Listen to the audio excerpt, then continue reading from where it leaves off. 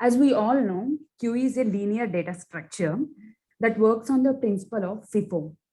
FIFO stands for first in and first out. That means the element will be removed in the order they were inserted. There were two operations that were performed on the queue. They are nothing but front and rear. These acts like the two pointers, where rear is for inserting elements from one end and front is for removing elements from another end. Usually the queue is implemented by using two data structures. They are nothing but arrays and linked lists. The next slide will give you a clear picture how the queue data structure works. By using the enqueue operation, the elements were inserted in the queue, as we can see in the picture. By using the dequeue operation, the elements will be removed from the queue. In this way, the whole queue data structure will work. There are in queues, there are different types of queues. First one is simple and linear queue. This is similar to that of queue. Basically, the operations which I discussed in the early slide, in the same way, the linear queue also works. Linear queue also works. It means that the element will be inserted at one end, that is rear, and the removed from the another end, called front.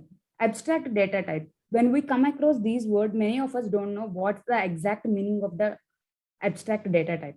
Abstract data type is nothing but it hides the implementation and only provides the details that were necessary. For example, arrays. As we all know, arrays are the linear data structures that stores the homogeneous elements in the continuous order. But we don't know the index position where the array is picked up. That implementation is hidden. That type of data types are called abstract data types. Second, in this way, an element is inserted in the queue and removed. By using rear, the elements are inserted, and by using front, the elements are removed. This is the picture of the simple queue and its operation. The second type of queue is circular queue. Circular queue, in this type of queue, last node is connected to the first node to make it circle. By doing like this, the space will not be wasted and the whole space will be used efficiently in this way. Suppose it's a queue, right? The elements which are connected to each other. If suppose the line that is forming circle will not there, the space will be wasted. If it forms a circle, the space will be used efficiently, so that the space will not be wasted further, and we can also insert the elements that is available. So when compared to simple queue, circular queue is the best way for using the queue operations. The third type of queue is the priority queue. When the name itself stands for priority, based on the priority of the elements, the element will be removed or inserted. Priority queue. The concept of priority queue is mainly used in CPU scheduling algorithms like round robin scheduling, like that.